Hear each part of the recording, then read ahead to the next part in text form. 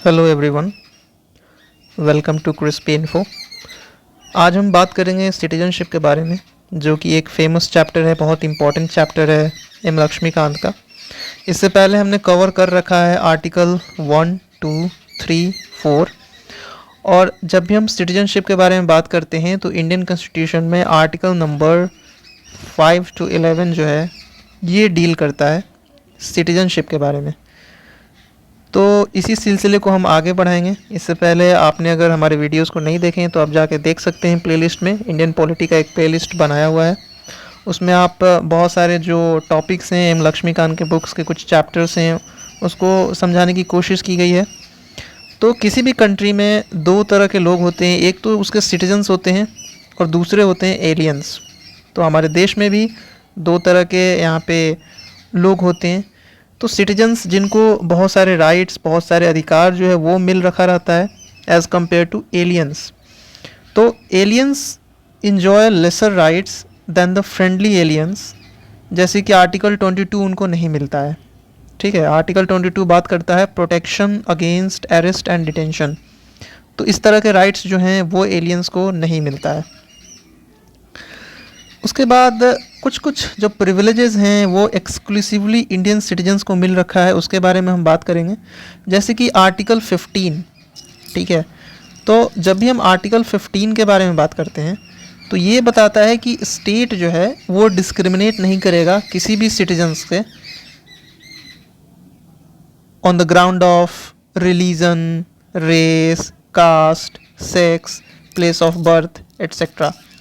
तो इस तरह से जो है ये एक्सक्लूसिवली इंडियन सिटीजन्स को मिल रखा है। जब आर्टिकल 16 के बारे में हम बात करते हैं, ये बताता है कि it prohibits the discrimination in employment in any government office. तो कोई भी अगर गवर्नमेंट ऑफिस है वहाँ पे किसी तरह का डिस्क्रिमिनेशन नहीं होगा लोगों से। फिर हम आर्टिकल 19 के बारे में बात करते हैं। तो आर्टिकल 19 जो है वो बात करता है freedom of speech and expression, ठीक है, freedom of speech and expression. तो ये सब जो राइट्स हैं ये एक्सक्लूसिवली इंडियन सिटीजन्स को मिला है कि आप बोल सकते हैं। वो भी रिजनेबल रिस्ट्रिक्शन है, ऐसा नहीं कि कुछ भी बोल सकते हैं, बट आप जो है आप अपने आप को एक्सप्रेस कर सकते हैं, बोल सकते हैं।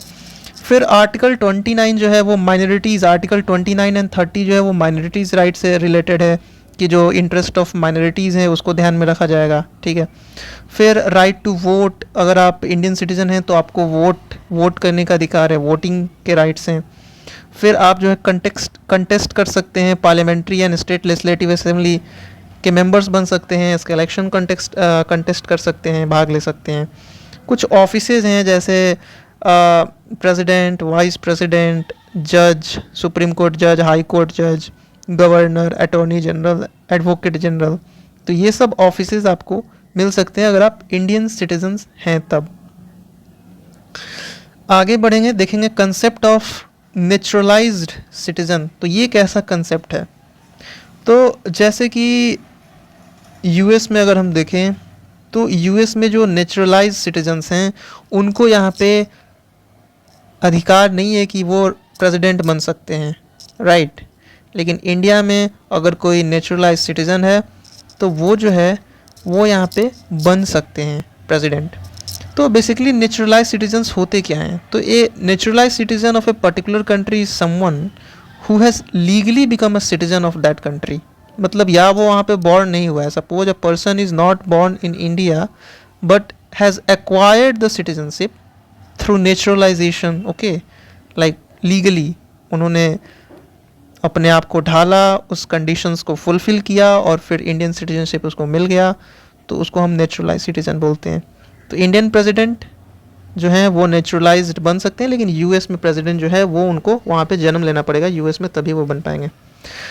तो ये सारे प्रावधान जो सिटीजनशिप के हैं वो सिटीजनशिप एक्ट 1955 में यहाँ पे आते हैं, जिसमें अगर आप एक्विजिशन कर रहे हैं इंडियन सिटीजनशिप या लॉस कर रहे हैं इंडियन सिटीजनशिप तो वो किस तरह से यहाँ पे होता है। तो इंडियन सिटीजनशिप को एक्वायर करने के बहुत सारे तरीके हैं। जैसे अगर आपने बर्थ के थ्रू आप एक्वायर कर सकते हैं, रजिस्ट्रेशन, डिसेंट, नेचुरलाइजेशन जो कि लीगली आप जो है एक पर्टिकुलर तरीका आपने अपनाया और फिर आप सिटीजनशिप बनते हैं, या फिर कोई अगर इंडियन टेरिटरी कोई बाहर का टेरिटरी अगर इनकॉर्पोरेट कर रहा है इंडिया, तो उसके सिटीजन्स भी यहाँ पे बन जाएंगे। या फिर असम का जो एकॉर्ड है, असम एकॉर्ड 1985 से पहले जो भी लोग सिटीजनशिप एक्वायर किए हैं, तो उस तरह से भी यहाँ पे इंडियन सिटीजनशिप हासिल किया जा सकता है। अगर हम लॉस के बारे में बात करें कि इंडियन सिटीजनशिप का लॉस कैसे हो सकता है, तो रिनंसिएशन, अगर आप जो है वॉलंटरली गिव अप कर रहे हैं, ठीक है, त्याग रहे हैं, ठीक है, त्याग रहे हैं सिटीजनशिप खुद से, तो आपका जो है सिटीजनशिप चला जाएगा। टर्मिनेशन मतलब अगर आप किसी दूसरे कंट्री के सिटीजनशिप को ले लिया, ठीक है, वॉलंटरीली, तो अपने आप आपका जो इंडियन सिटीजनशिप है वो चला जाएगा, राइट। और डिप्राइवेशन, अगर आप इंडियन सिटीजनशिप एक्वायर किए हैं किसी फ्रॉड से या डिसलॉयल्टी से या फिर कोई जो है इलीगल मीन से, तो फिर आपका जो है वो सिटीजनशिप चला जाएगा। एक और इम्पॉर्टेंट कंसेप्ट है इंडियन सिटीजनशिप का कि ये सिंगल सिटीजनशिप प्रोवाइड करता है, अनलाइक यूएस में आपको जो है वो डुअल सिटीजनशिप जो है वो मिलता है, राइट, इन द यूएस। एक तो स्टेट, यूएस में टोटल 50 स्टेट्स हैं, जैसे इंडिया में हमारे 28 स्टेट्स हैं, यूनियन टेरिटरीज़ हैं, उस तरह से। तो यूएस में जो 50 स्टेट्स हैं उनका अपना खुद का होता है सिटीजनशिप और एक यूएस का होता है। लेकिन इंडिया में अगर हम बात करें तो वो सिंगल सिटीजनशिप होता है, ठीक है, सिर्फ एक कंसेप्ट है, उसके बारे में हम डिस्कस कर लेते हैं। NRI, non resident Indians, and PIO, person of Indian origin, ठीक है।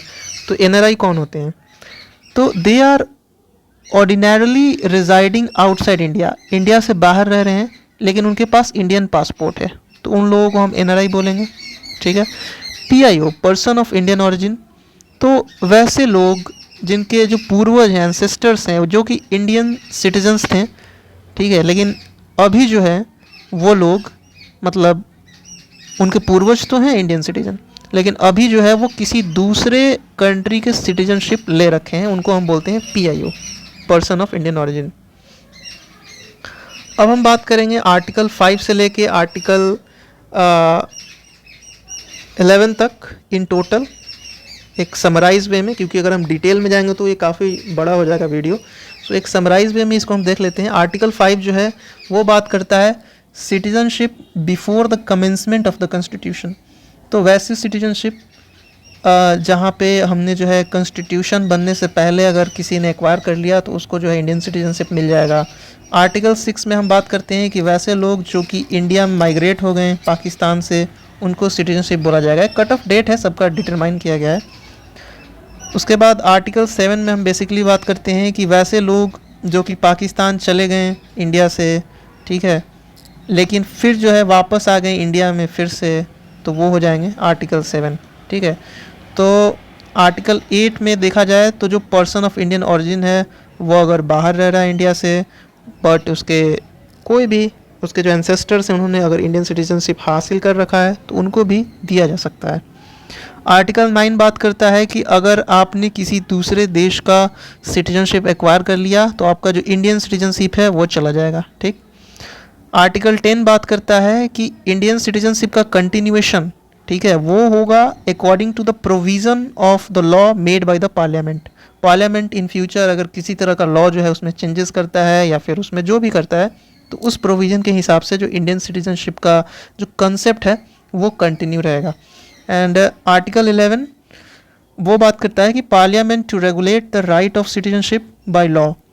तो पार्लियामेंट जो है वो सोल अथॉरिटी होगी सिटीजनशिप को मैनेज करने के लिए, रेगुलेट करने के लिए। तो ये हमने देखा। तो आज के लिए इतना ही। आप हमारे क्रिस्पी इन्फो चैनल को सब्सक्राइब कर सकते हैं ताकि इस तरह के जो है अच्छे वीडियोस मिलते रहें। सो वीडियो में बने रहने के लिए थैंक यू।